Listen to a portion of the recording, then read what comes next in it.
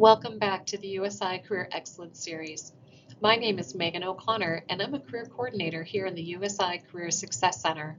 This is part 2. In our last session, we covered the CV and when to use it. Today, we're shifting focus to the professional resume and cover letter, the tools you'll use most frequently in your job search. We'll cover ATS optimization, formatting best practices, and how to make your materials stand out. We'll also cover why graduate resumes require a different approach, what ATS optimization strategies actually look like, and how to use AI tools like Microsoft Copilot ethically and effectively, and the STAR K formula for powerful bullet points.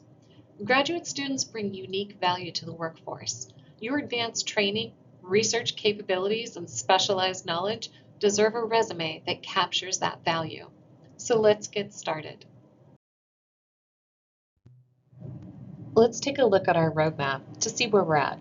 Today we're going to be finishing out phase 1 of our establishing your professional brand component. We'll be focusing on part 2, which is translating your experience into ATS optimized resumes and cover letters. Then we'll be continuing on our journey all through the next phases of our webinar series, ending with our series finale part 9 of how to leverage your new degree to secure internal promotions and own your next chapter. Before we dive into the statistics, I want you to know that if the job search has felt frustrating, if you've applied to dozens of positions and heard nothing back, you're not alone, and it's not a reflection of your worth. The modern hiring landscape has changed dramatically, and today we're going to give you the tools to navigate it successfully. Now, let me share some eye-opening statistics with you. First, nearly all Fortune 500 companies use applicant tracking systems. This isn't just large corporations anymore. Healthcare systems like Deaconess, school districts, government agencies, and mid-sized companies all use some ATS system. Here's the reality check. If your resume isn't optimized, it may never reach human eyes. But here's the empowering part. Once you understand how ATS works, you can make it work for you. 6 seconds. That's your window once your resume gets through the ATS system. Recruiters are scanning, not reading. Your format, keywords, and top achievements need to jump off the page. 250 plus. This is your competition. For every job you apply to, you're competing against roughly 250 or more other applicants. But here's what I want you to remember. Most of those 250 applicants haven't taken the time to optimize their resumes. Most haven't invested in learning what you're learning right now, and that's your competitive advantage. As graduate students, employers have higher expectations for you, and that's actually a good thing. They expect strategic thinking, research skills, and advanced competencies. Your resume needs to reflect that sophistication. The bar is higher, but so is your training to meet it.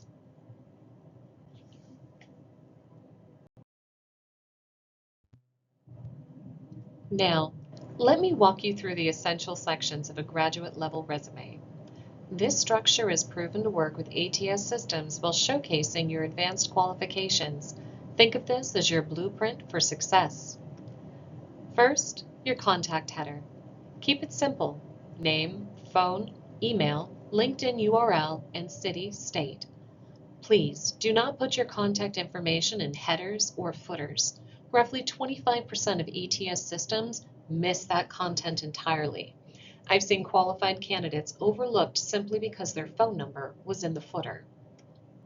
Second, your professional summary. This is your elevator pitch in 3 to 4 lines. Include your degree program, specialization, 2 to 3 key skills, and a career goal. This is not an objective statement. Those are outdated. A professional summary focuses on what you bring, not what you want. Third, education. As current students or recent graduates, education goes near the top. This is actually an advantage. Include your USI degree, expected graduation date, GPA of 3.5 or higher, and any thesis or capstone work. Your advanced degree is a selling point. Fourth, core competencies. This is your keyword section. 8 to 12 skills that match the job description that you can honestly speak to your transferable or direct skills for. We'll talk about how to identify these using AI in a moment. This section helps you pass the ATS while also giving recruiters a quick snapshot of your capabilities. Fifth, professional work experience. Reverse chronological order, 3 to 5 bullet points per role using the STAR method, and focus on achievements, not just job duties. This is where your impact becomes visible, and please lead your bullet point with a strong action verb. Sixth, additional sections, certifications, publications, presentations, leadership roles, languages, anything that differentiates you belong here. I know, single column standard fonts might feel limiting. You might be thinking, but I want my resume to stand out. And I hear you. But getting through the applicant tracking system, or ATS, is what matters most. Once you're in front of a human, your content will make you stand out, not fancy graphics or complex colors. Let's take a look at this Harvard model resume together. I'm going to walk through it on screen so everyone can follow along. Notice first how clean and easily scannable it is. Your name and contact information are at the top, not hidden away. Education is prominent with the degree, institution, and relevant coursework visible. When it comes to resume formatting, think clean, scannable, and strategic. The Harvard model keeps it simple. Your name and contact info at the top, followed by education, degree, institution, GPA if strong, and relevant coursework. Then work experience organized in reverse chronological order with strong action verbs leading each bullet point. Each bullet should answer, what did I do? How did I do it? And what was the result? Ideally with metrics. For MBA students, consider adding a leadership section to highlight board roles, team management, or initiatives you've driven, and close with skills and interests, technical skills, languages, and certifications. Keep it to no more than 2 pages, but remember, use consistent formatting throughout. And on one important note, please do advise that you should not include a photo on your resume. In the United States, adding a photo can actually work against you, as it introduces unconscious bias into the screening process, and many employers and ATS systems are trained to flag or discard resumes that include them. Let your qualifications do the talking, and remember, your resume is not meant to tell your whole story. It is meant to get you the interview where you can tell your story. Now let's talk about cover letters for a moment. If your resume is the highlight reel, your cover letter is the director's commentary. It's where you get to explain why this role, why this organization, and why you. There's a fun exercise that you can do with Copilot to help you when it comes to brainstorming a draft of your cover letter. I recommend taking your de-identified resume and a copy of the job description and putting them both into Copilot, and asking Copilot to analyze and identify the 3 strongest skill offerings based on your work experience that you could contribute to this role. Believe it or not, that'll help you identify what direction to take your second paragraph of your cover letter and how to potentially frame your introduction for expressing your interest for the role. Let's explore this a little bit further.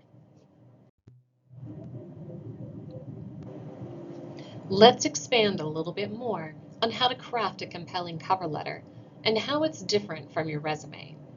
A resume lists what you've done. A cover letter connects those dots into a narrative that shows fit. Think of it as answering the 3 questions in about 3 paragraphs that we talked about in your framework. Why am I interested in this specific opportunity? What experiences make me a strong candidate? And what would I bring to the team? The key word here is specific. A generic cover letter that could be sent to any employer is a wasted opportunity. Do your research. Reference something real about the organization's mission, a recent initiative, or value that resonates with you, and then draw a clear line to your own experience. Use it to address things that your resume can't, like why you're pivoting fields, what drew you to international work, or how a particular experience shaped your professional goals. Keep it to one page, lead with enthusiasm, not "I'm writing to apply for." And remember, the cover letter is your chance to sound like a human being, not a list of qualifications. When done well, it makes the hiring manager want to meet the person behind the resume. So let's take a look at this example. You can see that it opens with a genuine interest, not a tired "I'm writing to apply" phrase. The first paragraph establishes connection to the specific organization. The body connects the candidate's experience to what the employer needs. Notice how specific experiences are mentioned, not vague claims about being a hard worker. If writing cover letter feels overwhelming, just know that it gets easier with practice. The Career Success Center offers virtual and in-person appointments to help review your drafts and help you find your authentic voice. You don't have to figure this out alone. Here's the good news. As USI students, you have free access to Microsoft Copilot through your Microsoft 365 account. This is a powerful tool that levels the playing field. But remember the golden rule, and this is critical. AI should analyze and improve your resume, never write it for you fully. Recruiters can spot AI-generated content, and it often sounds generic and impersonal. Your unique experiences and authentic voice matter.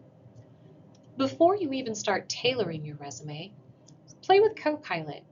Paste the job description into Copilot and ask, what are the key skills and qualifications in this job posting?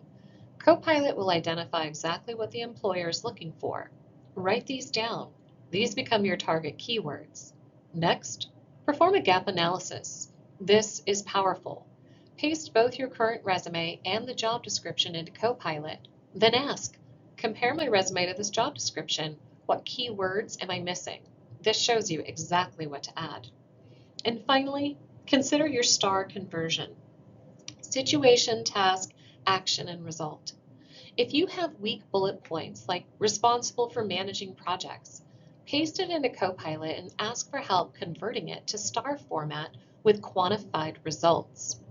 But remember, you need to provide the real numbers and context. AI is your coach, not your ghostwriter. When it comes to what not to do, don't let AI write complete bullet points. Don't include fake experiences and avoid AI cliches like leverage, synergy, spearheaded, and dynamic professional. These are red flags to recruiters.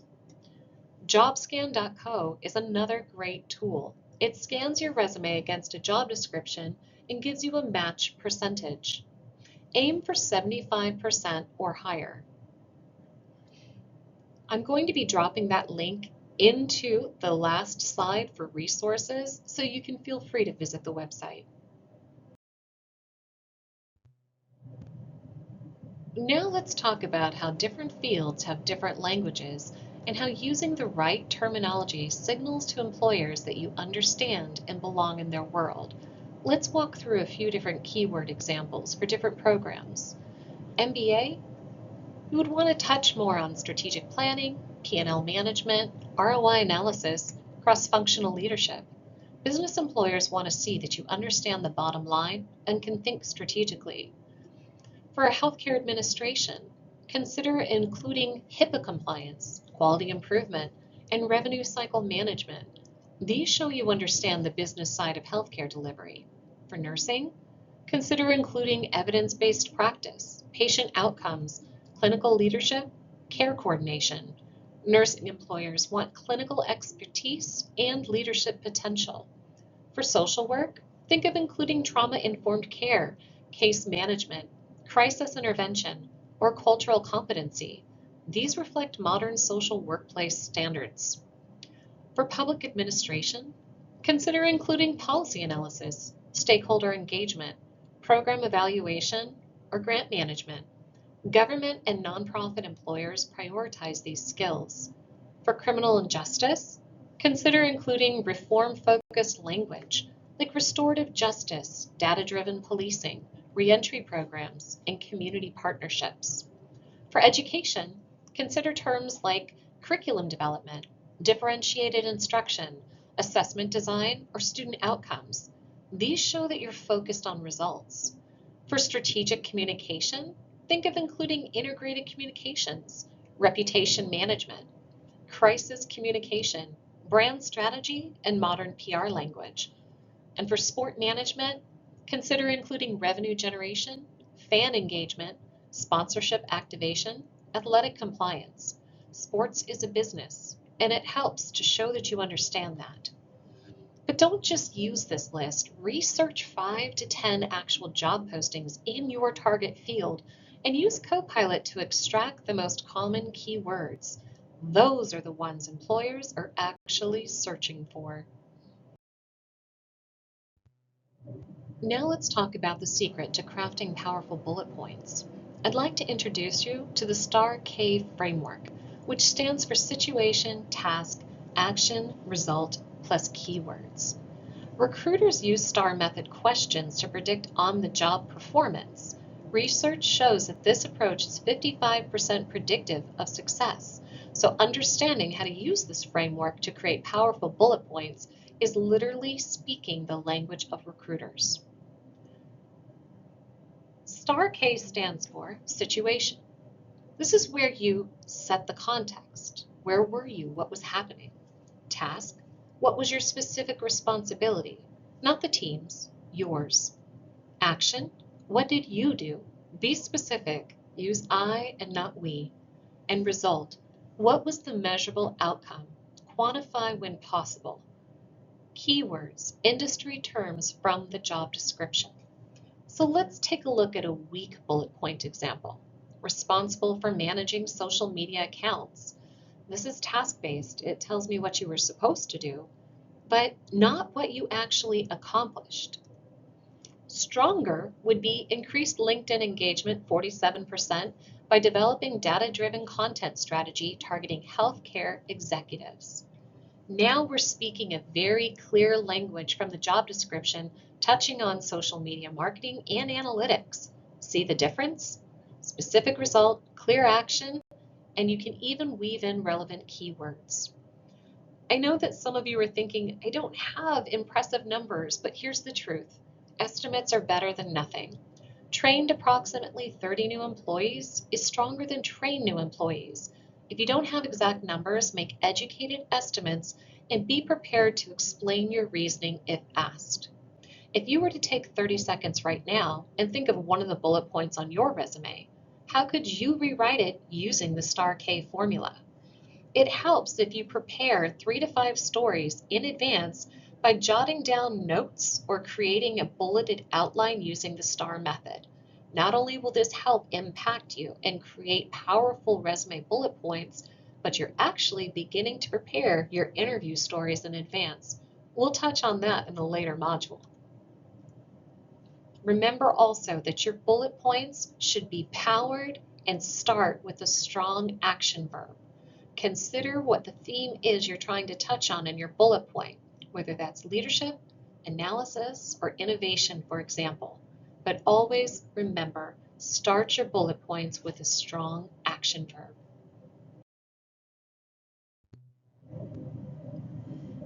Now, let's talk about 7 of the most common graduate resume mistakes that I've seen so that we can try to safeguard against you making these same mistakes yourself.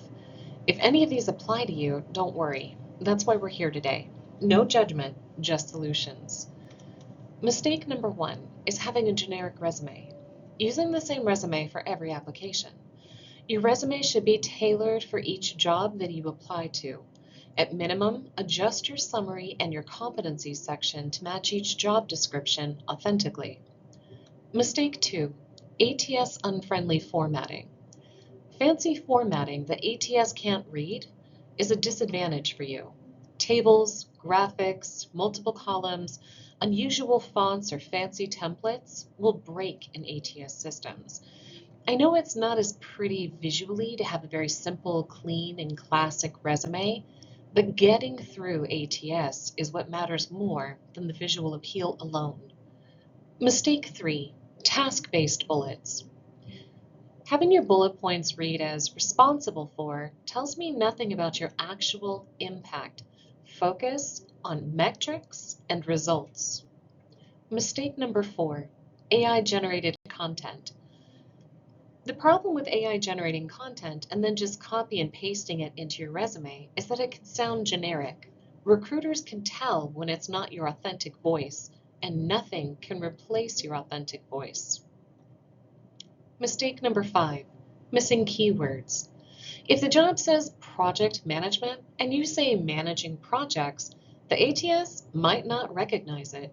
Use the exact language from the job description. Mistake 6, buried education. As current students or recent graduates, your USI degree is a selling point. Keep it prominent on your resume. Mistake 7, objective statements. Seeking a challenging position. This is outdated and it wastes valuable space. Focus on using a targeted professional summary instead. And above all, here's something else that graduate students can miss. Your research, projects, teaching assistantships, capstone projects, and practica are professional experience. Don't undersell them.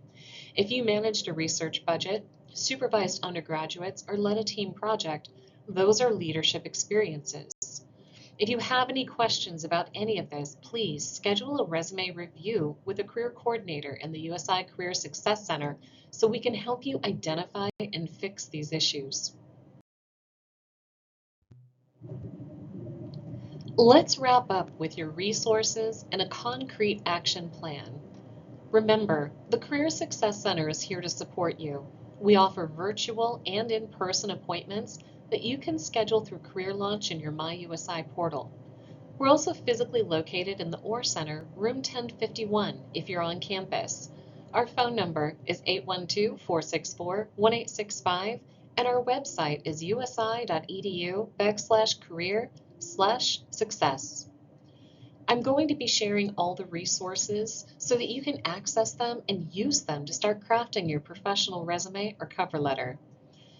Next, what you'll see is that there's a 7-day action plan that we're including. On days 1 to 2, pull up your current resume and audit it against what we discussed today.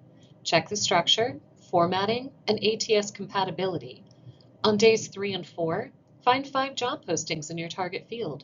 Use Copilot to extract keywords from each and look for patterns. On days 5 through 6, rewrite your bullet points using the STAR-K formula. Add quantified results wherever possible. And on day 7, schedule a virtual or in-person appointment with us through Career Launch. We'll review your updated resume or cover letter and help you polish them. You've taken an important step today by investing in your professional development. The skills you've learned will serve you not just in your current job search, but throughout your entire career.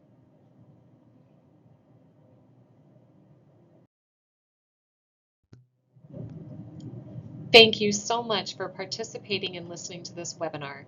You now have the tools to build a resume and cover letter that get noticed. In part 3, we're going to take your professional presence to the next level by optimizing your LinkedIn profile and making sure your online brand matches the strong materials you just created. And remember, if you have any questions, the Career Success Center is always happy to help. See you in part 3.